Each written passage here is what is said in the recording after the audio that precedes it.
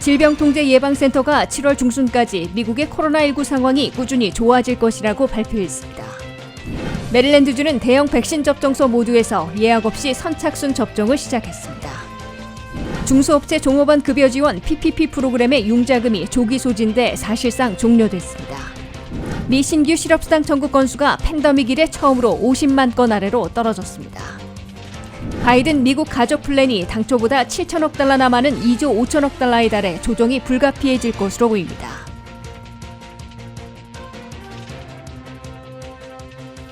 시청자 여러분 안녕하십니까? 워싱턴 뉴스 투데이입니다. 질병통제예방센터 CDC가 7월 중순까지 미국의 코로나19 상황이 꾸준히 좋아질 것이라고 발표했습니다. 다만 백신을 맞고 코로나 방역 조치를 잘 지켜야 한다는 전제 조건을 달았는데요. 로셀 월렌스키 질병통제예방센터 국장은 코로나19가 감소하는 데는 계속되는 방역 조치와 전 국민 백신 접종에 달려 있다며 다시 한번 백신 접종의 중요성을 강조했습니다. 박남주 기자입니다. 미국의 코로나19 상황이 여름까지 급격히 좋아질 것으로 보입니다. 질병통제예방센터 CDC는 미국의 코로나19 신규 감염자는 물론이고 입원율과 사망률도 7월 중순까지 계속해서 크게 줄 것으로 내다봤습니다. CDC의 로셸 월렌스키 박사는 사람들이 가장 많이 묻는 질문 중 하나가 코로나19가 언제 끝날 것인가인데 이는 전적으로 우리 손에 달렸다며 좋은 소식은 7월 중순까지 코로나19 상황이 급격히 좋아질 것이라 밝혔습니다. Something I'm often asked is when will this pandemic be over and when can we go back to normal? In good news, the models projected a sharp decline in cases by July 2021 and an even faster decline if more people get vaccinated sooner. 하지만 CDC는 향후 몇 달 동안 전염병을 통제하려면 철저한 방역 수칙 준수는 필수라며 사회적 거리 두기를 시행하지 않고 마스크를 착용하지 않는다면 이러한 감소세를 둔화시킬 것이라고 경고했습니다. CDC의 이러한 예측은 다양한 시나리오로 향후 6개월간의 코로나19 상황을 알아보는 예측 모델에 근거한 것입니다. 로셸 월렌스키 박사는 백신 접종을 서두른다면 빠르면 7월에는 코로나19라는 숲에서 빠져나와 큰 전환점을 맞을 것이라 강조했습니다. What we learned from this report is that we are not out of the woods yet, but we could be very close. All of us are getting fully vaccinated and continuing our prevention efforts can help us turn the corner on the pandemic as early as July. 월렌스키 박사는 7월 감염률 감소 전 변이 바이러스로 5월에 신규 감염자 수가 잠시 늘 수도 있다 덧붙였습니다. 한동안 고점에서 보합세를 보이던 미국의 신규 감염자 수는 4월 중순 이후 서서히 감소하고 있습니다.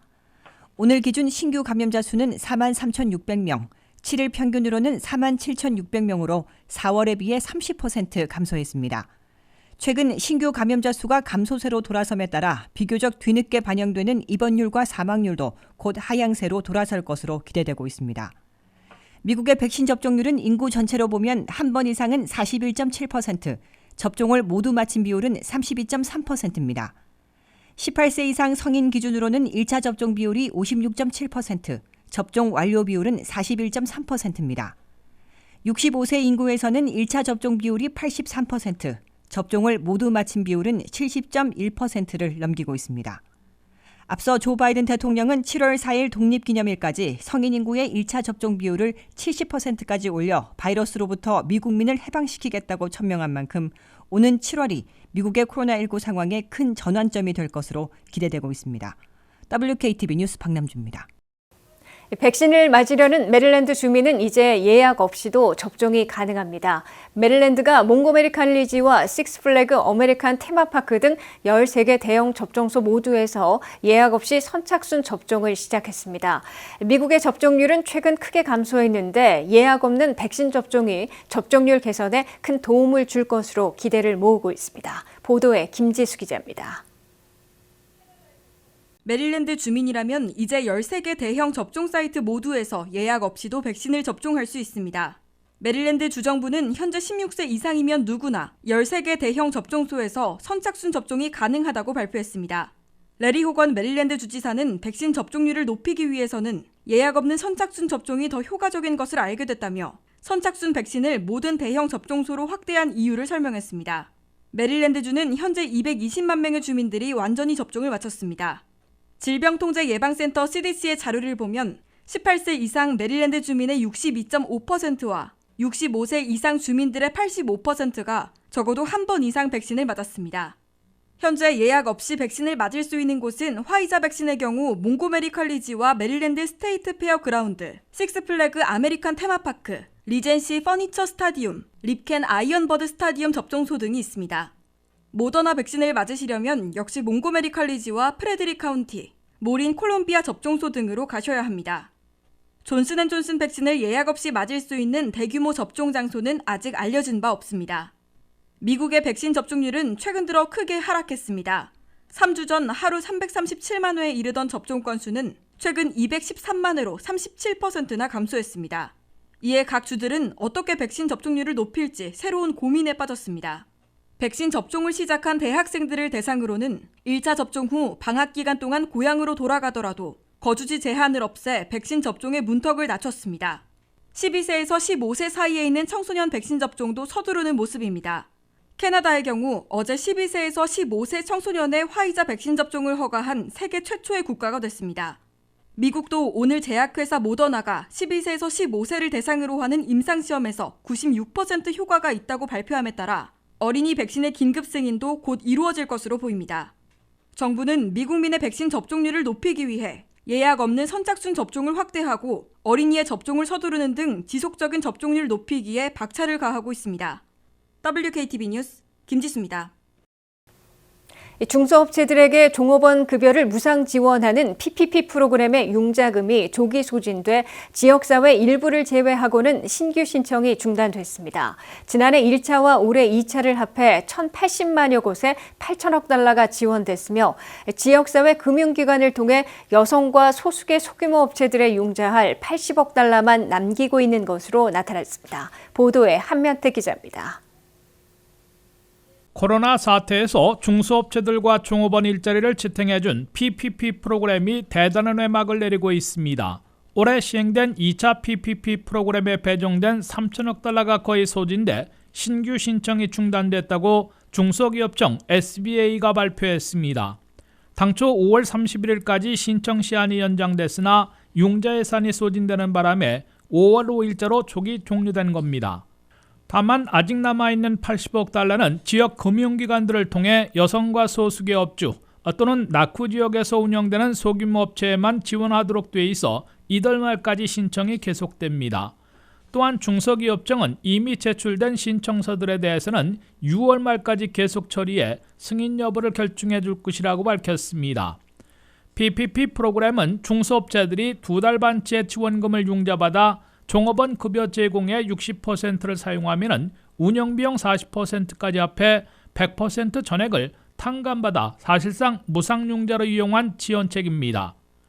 팬데믹 초기인 지난해 3월 1차 PPP로 3,500억 달러가 배정돼 단 13일 만에 소진돼 5천억 달러 이상으로 증액했는데 2020년 안에 521만여 곳에 5,250억 달러가 지원됐습니다.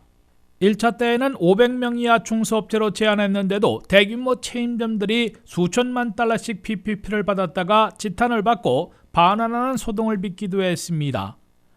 2021년 올해 2차 때에는 트럼프 시절 배정된 2,840억 달러와 바이든 미국 구조법에 따른 72억 5천만 달러를 합해 근 3천억 달러를 지원할 수 있었는데 5월 초 현재까지 승인된 곳을 보면 564만여 곳에 2,582억 달러가 제공됐습니다. 1차와 2차를 모두 합하면 중소업체 1,080만여 곳에 8천억 달러가 PPP로 지원된 것으로 집계되고 있습니다. 두 차례 걸친 PPP 무상융자 지원으로 미국 정부는 1,900만 개 일자리를 보존했다고 강조하고 있으나 MIT대 연구 보고서는 5천억 달러 지원으로 230만 개 보존에 그쳤다고 지적하고 있습니다.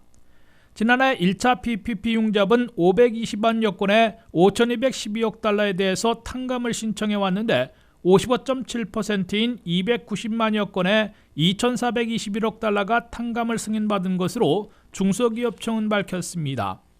중소기업청은 탕감 신청에 대해서는 심사와 승인 여부를 계속 진행하고 있는데 현재까지 탕감 신청이 기각된 융자액은 8억 달러로 전체 5,200억 달러에서 0.15%인 것으로 나타났습니다. WKTV 뉴스 한면택입니다. 미 전역의 신규 실업수당 청구 건수가 팬데믹 이래 1년여 만에 처음으로 50만 건 아래로 떨어졌습니다. 지난주 신규 실업수당 청구 건수는 49만 8천 건으로 10만여 건 대폭 감소했으며 실업수당을 받고 있는 실직자들도 1,616만 7천 명으로 40만 명 이상 급감한 것으로 나타났습니다. 미국에서 백신 접종과 일상으로의 복귀에 맞춰 경제가 급반등하고 가장 더디다는 고용마저 예상보다 빨리 회복되고 있다는 또 한 번의 청신호가 켜졌습니다. 미 전역에서 새로 신청한 신규 실업수당 청구 건수는 지난주 49만 8천 건으로 전주에 비해 9만 2천 건 대폭 감소했습니다. 이는 특히 팬데믹이 시작되던 지난해 3월 14일 이래 처음으로 50만 건 아래로 떨어지며 최저치를 다시 한번 갈아치운 겁니다. 버지니아주에선 지난주에는 신규 실업수당 청구 건수가 다시 2만 4천 건이나 한꺼번에 급감하면서 13,500건을 기록했습니다. 메릴랜드에서는 1,600여 건이 더 줄어들어 6,900건에 머문 것으로 나타났습니다. 캘리포니아에선 7,400건이 줄어들었으나 신규 실업수당 청구 건수가 여전히 7만 1,200건으로 높은 편입니다. 플로리다는 한꺼번에 9,700건 급감하며 18,400건으로 줄어들었습니다. 조지아는 3,500건 감소하며 2만 5천 건을 기록했습니다. 이와 함께 미 전역에서 실업수당을 받고 있는 전체 실직자들은 1,615만 7천여 명으로 전주보다 40만 4,500여 명 급감했습니다. 이 중에서 주별 레귤러 실업수당을 받고 있는 실직자들은 375만 6천 명으로 5만 7천 명 줄어들었습니다. 자영업자, 임시직 등이 주당 $300씩 받는 연방 실업수당 PUA는 686만 3천여 명으로 전주보다 11만 2천 명 감소했습니다. 6개월 이상 장기 실직자들로 추가 실업수당을 받는 연방 실업수당 PEUC는 497만 3천 명으로 22만 1,600명 줄어들었습니다. 이 같은 실업수당 통계는 백신 접종자들이 성인들의 절반을 넘어서면서 일상으로의 복귀가 속도를 내고 있어 경제 급반등은 물론 가장 더디다는 고용시장까지 예상보다 빠르게 개선되고 있음을 보여주는 것으로 해석되고 있습니다. 금요일 발표되는 4월의 고용지표에서도 일자리가 100만 명 안팎으로 대폭 늘어날 것으로 경제 분석가들은 내다보고 있습니다. 조 바이든 대통령이 세 번째 경기부양책, 두 번째 인프라 방안으로 내놓은 미국 가족 플랜은 백악관의 10년 비용 1조 8천억 달러보다 7천억 달러나 많은 2조 5천억 달러나 투입해야 할 것으로 지적받고 있습니다. 실제 규모가 눈덩이처럼 불어나고 세금 인상으로 걷어들일 세입은 예상보다 적은 것으로 나타나 큰 폭의 조정이 불가피해질 것으로 보입니다. 한면택 기자의 보도입니다. 조 바이든 대통령이 취임 후 관철시킨 첫 번째 미국 구조계획은 1조 9천억 달러이고 차기 부양책으로 내건 두 가지 인프라 플랜 가운데 사회 인프라 일자리 방안은 2조 2,500억 달러, 인적 인프라 가족 방안은 1조 8천억 달러로 6조 달러에 달해 너무 큰 규모, 지나친 퍼주기 논란을 자초하고 있습니다. 더욱이 가장 최근에 공개한 미국 가족 방안은 백악관에 추산한 1조 8천억 달러보다 7천억 달러나 많은 2조 5천억 달러나 투입해야 한다는 연구보고서가 나와 논쟁을 증폭시키고 있습니다. 아이비리그인 유펜, 펜실베니아 대학의 유명한 경영대학원 와튼 스쿨이 발표한 연구보고서에 따르면 바이든 미국 가족 플랜에 담겨있는 무상교육과 보육, 헬스케어 확대 등에 드는 10년간 비용이 백악관 추산 1조 8천억 달러보다 7천억 달러나 많은 2조 5천억 달러로 계산된다고 밝혔습니다. 예를 들어 3, 4세에 대한 무상 프리스쿨 시행과 커뮤니티 칼리지 첫 2년간 수업료 면제 등 교육 부분에 백악관은 10년간 3천억 달러를 투자하겠다고 제시했으나 와튼 스쿨 보고서는 2배가 넘게 들 것으로 경고했습니다. 와튼 보고서는 10년간 드는 비용은 프리스쿨 무상 교육에만 4,260억 달러에 달하고 커뮤니티 칼리지 2년 수업료 면제도 2,990억 달러가 소요될 것으로 지적했습니다. 특별 인상된 차일드 텍스 크레딧을 2025년까지 4년 더 연장하는데 백악관은 4천억 달러를 잡은 데 비해 와튼 보고서는 4,390억 달러로 추산해 엇비슷한 규모를 보였으나 보육 비용에 대한 세제 혜택이 별도로 920억 달러나 들 것으로 추산했습니다. ACA 오바마케어 프리미엄을 낮춰주는 혜택을 2년보다 추가 연장하는 데에도 3,780억 달러가 들 것으로 와튼 보고서는 밝혔습니다. 반면 미국 가족 플랜에 드는 비용을 충당하기 위해 세금 인상으로 바이든 백악관은 10년간 1조 5천억 달러를 더 걷어들일 것이라고 밝혔으나 와튼 보고서는 1조 3천억 달러로 2천억 달러 적을 것으로 내다봤습니다. 특히 바이든 백악관은 IRS에 800억 달러를 지원해 대대적인 추적 감사로 조세에 피하는 고소득층으로부터 10년간 7천억 달러를 징수하겠다고 제시했으나 와튼 보고서는 4,800억 달러, 의회 예산국 CBO는 2천억 달러에 그칠 것으로 잡아 큰 격차를 보이고 있습니다.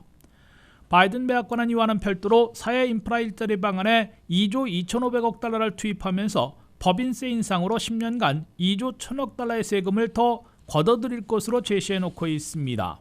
바이든 인프라 플랜에 드는 비용이 눈덩이처럼 불어나는 반면 재원 마련은 더 힘들어질 것으로 나타나면서 조 바이든 대통령과 민주당 의회 지도부는 사회 인프라 일자리 방안과 인적 인프라 방안에서 우선순위를 골라 규모를 축소하고 하나로 통합해 올여름 초당 합의안 또는 독자 가결하게 될 것으로 예상되고 있습니다. WKTV 뉴스 안면택입니다.